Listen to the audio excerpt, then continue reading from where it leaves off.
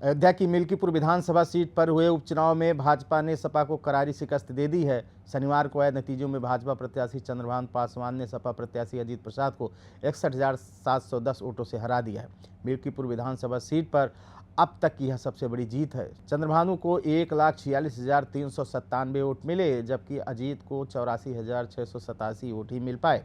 मिल्कीपुर में समाजवादी पार्टी के हार के कुछ कारणों पर हम आपका ध्यान खींचने वाले हैं। पहला कारण है परिवारवाद पर पीडीए पड़ा भारी। जी, जिस पीडीए के दम पर सपा ने 1 साल पहले लोकसभा चुनाव में सफलता हासिल की थी, वही पीडीए दांव इस उपचुनाव में भाजपा ने अपनाया। सपा ने फैजाबाद के सांसद अवधेश प्रसाद के बेटे अजीत प्रसाद को उम्मीदवार बनाया था, जबकि भाजपा ने पीडीए प्रत्याशी चंद्रभान पासवान पर दांव लगाया। चंद्रभान ने उन दलित वोटरों में सेध लगाने में कामयाबी हासिल की जो लोकसभा चुनाव में सपा के साथ चले गए थे।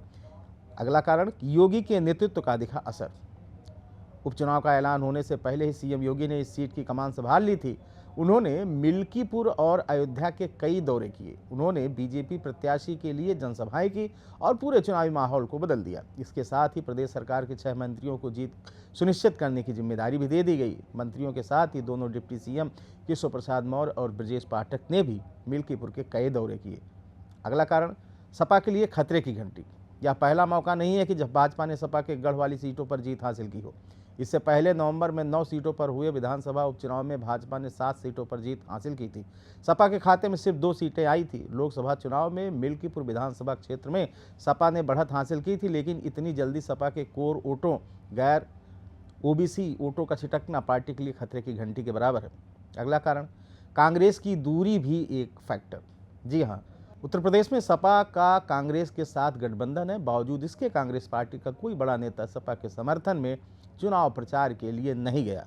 सिर्फ इक्का दुक्का नेता ही मिल्कीपुर में नजर आए। ऐसे में सपा गठबंधन मजबूती से चुनाव नहीं लड़ा और बीजेपी की ताकत के सामने बेहद कमजोर साबित हुआ। फिलहाल सपा के लिए यह मंथन और चिंतन का विषय है, क्योंकि आगामी विधानसभा चुनाव सपा के अस्तित्व को तय करेगा और ऐसे में अगर सपा कमबैक नहीं करती है तो कहीं उसकी हालत बसपा जैसी ना हो जाए। खबर में इतना ही। बने रहें अनादि टीवी यूपी के साथ। शुक्रिया। अगर आप इस वीडियो को YouTube पर देख रहे हैं तो चैनल को सब्सक्राइब करें और बेल आइकन दबाना ना भूलें। अगर Facebook पर देख रहे हैं तो चैनल को लाइक करें।